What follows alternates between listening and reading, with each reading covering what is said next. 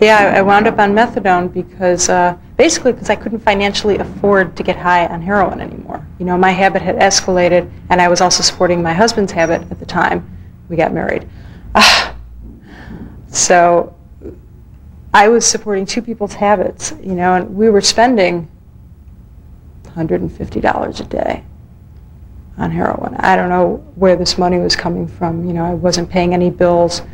I really got into big financial trouble, and I was like, I can't do this anymore. And we both wound up on methadone maintenance. And I hated it. I really started to get a sense of being just totally chained, you know, chained to this wall. And I wanted to break out, you know, and I didn't know how. What wound up happening was, you know, my relationship with my husband totally deteriorated because it was, you know, it was built on this like mutual love affair that we were having, you know, with drugs. And when we both wound up on methadone, he kept using other things, and I didn't. And, you know, we just had these like terrible, terrible fights. And at one point, I wound up telling him that I wasn't sure if I loved him anymore, and he slit his wrists and wound up in a rehab the next morning. And when he was at the rehab, I decided if he's going to get clean in this rehab, then I'm going to get clean while he's there.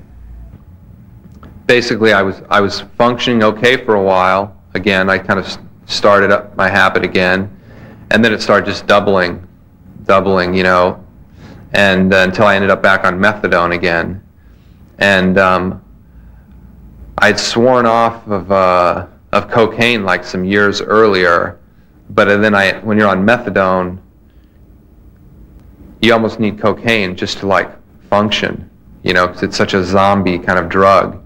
And so I ended up just on methadone and cocaine, and cocaine is really what I bottomed out on because it's very expensive and you need it every like 10 minutes, you know, to really maintain any kind of high on it. So I ended up basically just like selling everything I had, you know, and stealing, you know, stealing and getting fired from my job and all this stuff until my girlfriend I was living with at the time, I was hiding it all from her until I couldn't hide it anymore. She went out of town and came back, and like, you know, a lot of stuff was missing from the apartment. The whole place was trashed. I was like washing the dishes, my hands were numb, and I was like breaking dishes and stuff.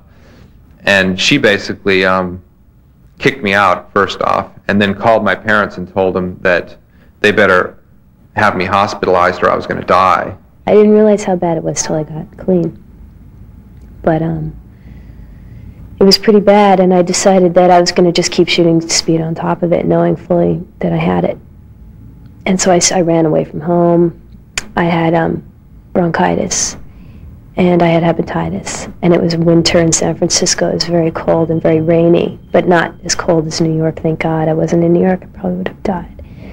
But I ended up down on Polk Street, which is sort of the, you know, the child prostitute area of San Francisco, mostly for men, mostly for boys. And I ended up down there shooting speed every day on top of hepatitis, hoping that I was going to die, and I almost did.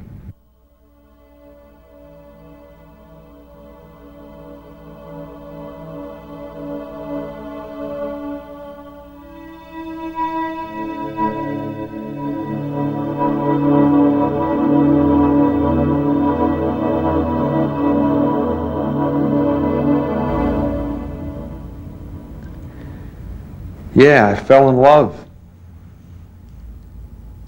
with heroin. And about 10 years later, I fell out of love, but I couldn't stop. I wanted to stop. I tried all kinds of ways to stop, and I just couldn't stop. So when I think about it now, I never had a chance. I don't see like I had a chance. And once I got going, it just snowballed. It was just something I did. It just became something I did. I didn't think of myself as a junkie. I always tried to fit in society. Not really. I always rebelled against society, and I stole and I worked, but I was always trying to make a life for myself. I didn't sleep in the street.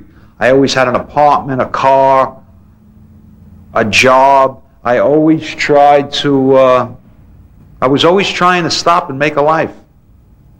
And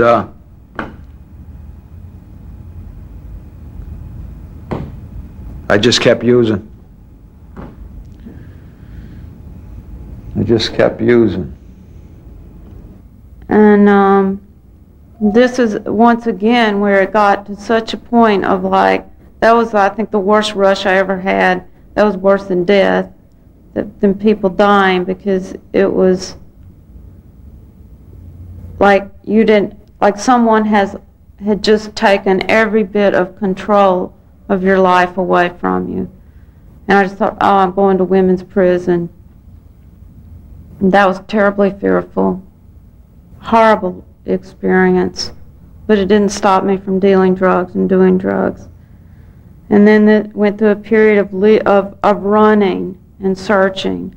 So I went to live with my boyfriend in New Jersey. I'd come back. I went to Europe at one point, just wandering around, just like a blanket on in the winter, just searching and searching and searching, and still doing drugs, but still, as we're talking about, back to that same empty feeling, looking everywhere and can't find anything, just staying alone in the dark at night and just shaking. And although I was searching so much for a spiritual life, to have anything that for myself was like I could never find it anywhere.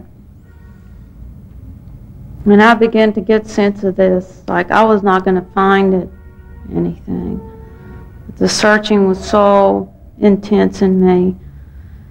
And then I started doing other things. I did get a store. I was in a relationship, but then I started shooting drugs. Started out with the morphines, but then I started shooting the coke, and my mother was dying, so she had throat cancer, and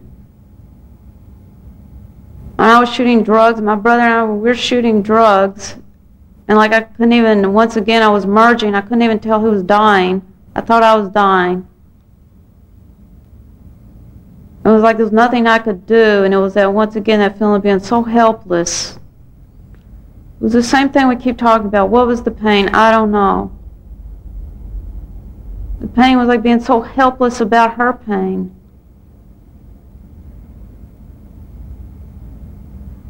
And I kept running. I was running 3 miles a day, and I was shooting drugs. And she was dying. This throat, this like hole in her throat kept getting bigger and bigger. And she's like smoking, drinking alcohol, and it's pouring out and coming out of the hole in her throat.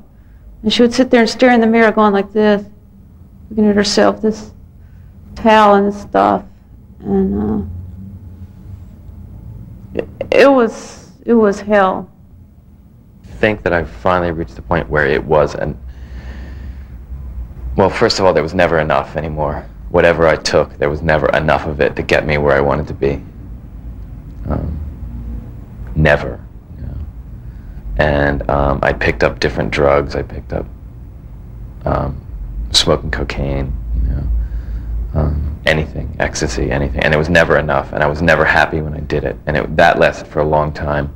I stopped being happy when I was doing it. And I think just one day it was just like I was sitting on my bed, and I had nothing. I had no electricity, no phone. I was losing my apartment. My roommates had moved out a couple weeks before, and I guess it was a bottom, or I guess it was the end.